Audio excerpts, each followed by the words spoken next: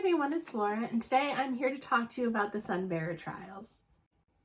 So I picked this up mostly because I saw Jesse the Reader on his channel review it a while ago. I can't remember exactly how long ago it was, and if it's easy to find the video that he reviews it in, I will link it somehow. But a lot of booktubers don't put the book covers in their thumbnails, so it might be difficult for me to find. But I remember seeing him pick it up in a video, and he really enjoyed it, and he gave it 5 stars and said it felt like a kind of mix between Percy Jackson and the Hunger Games. And so I recognized it, and sure enough, I had this book on my shelves already. So I like both the Hunger Games and Percy Jackson, so that motivated for me to pick it up. And so I read it, and honestly, I like a lot about it, but I do have a few critiques. This story is about Teo, and in this world, it seems almost kind of loosely based on, I want to say, Aztec mythology, because Teo is the son of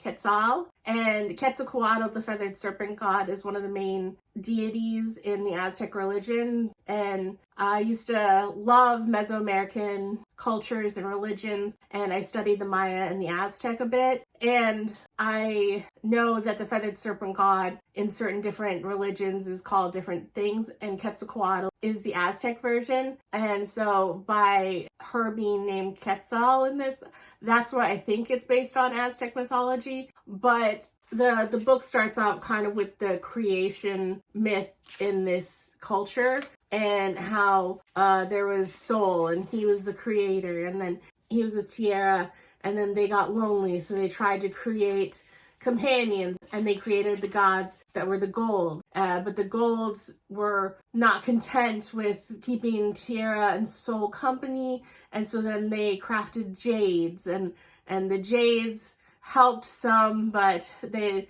didn't fulfill all the wishes of Tierra and Sol, so then they crafted the obsidians, and the obsidians were selfish and greedy, and so they kind of gave up. But then Sol ended up planting his heart down in the earth, and then Sol's powers in his heart mixed with the earth created mortals, and mortals they loved and were kind of the companions that they hoped to have. But then there was kind of the obsidians tried to usurp power, and so they had to lock away the obsidian gods in the sky, and so Sol kind of sacrificed themselves to keep the obsidians locked away. And so they have these certain soul stones that were made from portions of Sol's body that they use in the different gods' temples. And because Sol is the sun, they're only able to fully protect the world from the obsidians during the daytime, but then the soul stones are able to keep watch overnight. But the soul stones need to be refreshed every 10 years. And so in order to figure out how that happens,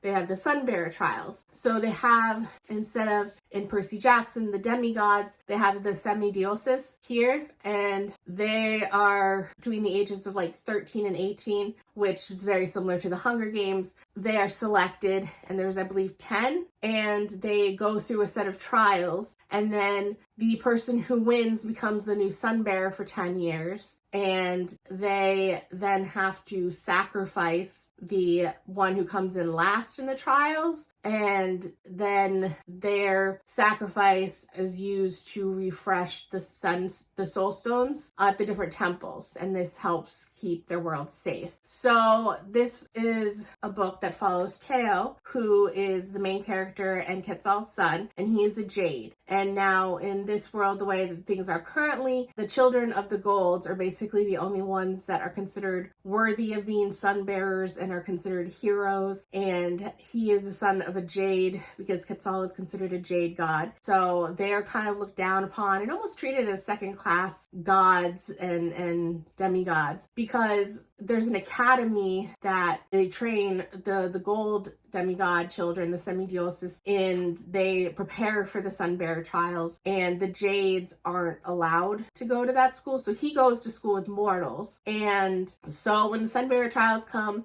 he is expected to go and he's just expecting basically a week of being in stuffy formal wear, but getting to spend some quality time with his mother. And the trials take place kind of all over the different realms of the different gods. So traversing to different cities and seeing the sights and trying different food and candy, like that's what he's expecting for the week. So when he presents himself, he is shocked when he is chosen as one of the contestants. And not only that, Shio is a 13-year-old boy who's also a jade. So out of 10, there are 2 jades, and that's kind of unheard of in all of the past competitions. So he's shocked. He doesn't know why he is, and he has to deal with competitors that are looking down on him for being a jade, and they think he stands no chance, and that him or Shio are pretty much going to be the default sacrifice. And he has to contend with one of the other contestants is Aurelio, who used to be a childhood friend of Teo, but as soon as they went off to the academy, they kind of pretended that they didn't know Teo anymore. And so that was like a deep-seated hurt that Teo has. And that's kind of the story of the book, and you see Teo go through the trials and what that entails and trying to believe in themselves more. And I liked a lot of it,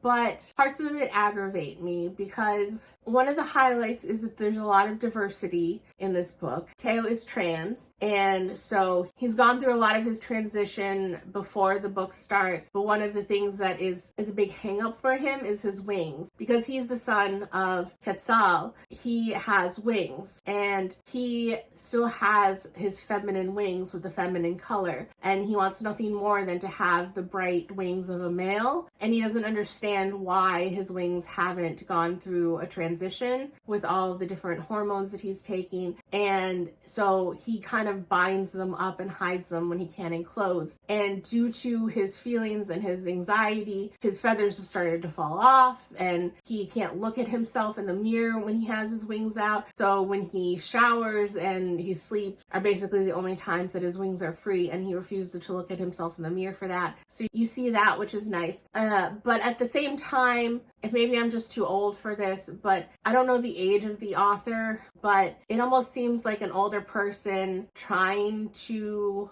be hip and be with it, because like at one point even his best friend is a gold, Nia, and she's a gold, and she looks at him and says something like, "Oh, you're looking good today, Teo, no hetero," and I just roll my eyes at that. And I don't know if that's me just being too harsh, but that just, I don't know. Some of the things were a little cringy. And then the other thing that really annoys me is Teo has romantic feelings to Aurelio, who was the childhood friend who basically scorned him as soon as Aurelio went to the academy for the goal of semidiosis. And that whole plotline frustrated me because I don't know, maybe it's just something to do with my own personal history, because when I've been snubbed in the past or had a falling out with people, I just kind of move on and I would try and avoid them as much as possible. And here, Teo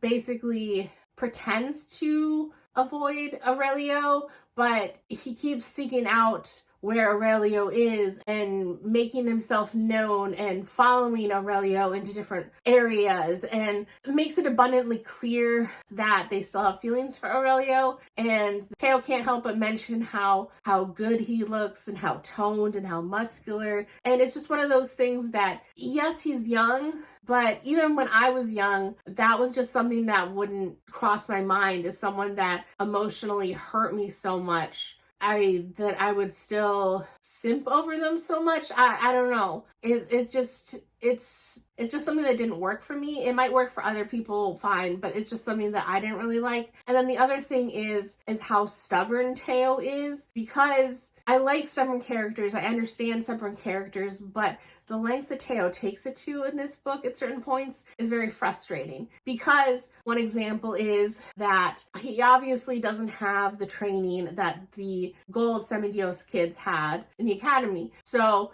at one point when they're traveling for the trials, they have access to like a weight room and a workout room, and Teo figures like, let me try and work out and lift some weights when I can, see if I can, last ditch effort if I can make any difference. And so they go in, and who's there working out as well? Aurelio. And so they are looking at the different weights and trying to figure out what to do, and they're going to lift it, and they're going to lift it incorrectly. And Aurelio tells them, no, you're doing it wrong. You gotta, lift with the knees and hold it close to your body and give the proper technique. Otherwise, you're gonna hurt yourself. And so Teo, being all stuck up and snooty about it, is just like, I know what I'm doing, when clearly he doesn't. In his mind, he knows he doesn't. And clearly, Aurelio has been training and lifting weights for years at this point. And it's just something that bothers me, because I understand not wanting to be proven wrong certain times, but like, you're willing to injure yourself just to try and prove someone wrong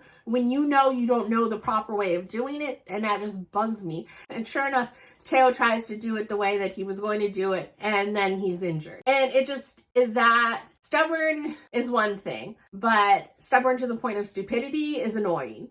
Hi, Editing Laura here, just to jump in, because I realized I forgot to say something else that I wanted to discuss about this book. One of the other things that I disliked was that the adults, they didn't seem to take the kids' concerns seriously. Like, at one point, I will be vague to avoid any spoilers, but at one point later in the book, Teo goes to some of the gods to raise a concern, and they basically laugh him out of the room. And while I could understand if maybe some of the gods were in on some sort of bigger plot, but even his mom doesn't take him seriously or any of his concerns seriously, and that just really bugged me. And I'm so over adults being dumb idiots or hard-headed when they have no reason to be. Because Quetzal should know her son and should at least hear him out. So that was something else that really annoyed me about this book.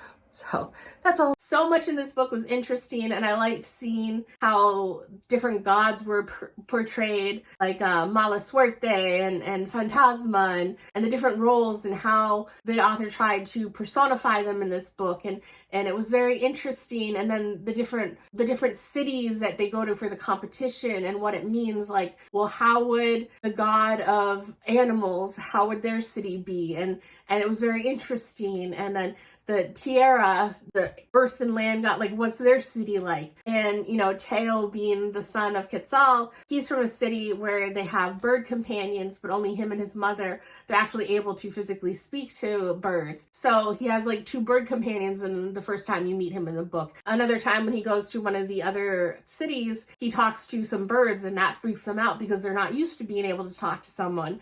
And so then when he says, like, I'm the son of Quetzal, they're like, oh, Quetzal's son. And it's really kind of cool seeing that different stuff. And I like a lot of the things that are going on plot-wise, but there was 2 or 3 times where I legitimately rolled my eyes because I could not stop how cringy it was to me. And this is a young adult book, so I understand that I'm not the target audience, but I'm not really the target audience for Percy Jackson, and I still love that. So it's like so close to being something that I could love, but there were just instances where they're hinting at Teo and Aurelio having a romance or rekindling something, and I understand that, and I want to root for them, but I don't like them together because Teo, his whole attitude towards Aurelio is just weird. And then Aurelio, more towards the end of the book, I understand more of his deal, but he's just so flat and emotionless through most of this book that I almost think Teo deserves someone better and more vibrant. And it's a weird thing. I believe this is a duology, and a sequel is available on audiobook. And so I'll probably listen to it because I am curious enough to want to continue on with the story and see what happens, especially with how things wrap up in this book. The thing is that I don't think I'm eager enough with the story to want to reread it. So I will be getting rid of this copy, which is a shame because I really love the cover. It has the metallic details, and it's just a really gorgeous cover. But I think someone else would really probably love and enjoy this book more, and I'm highly unlikely to reread it in the future, but I am curious enough to continue on because I want to see how Teo and this world wraps up. So 3.5, and that's all my thoughts on this book. I will see you in the next video. Bye!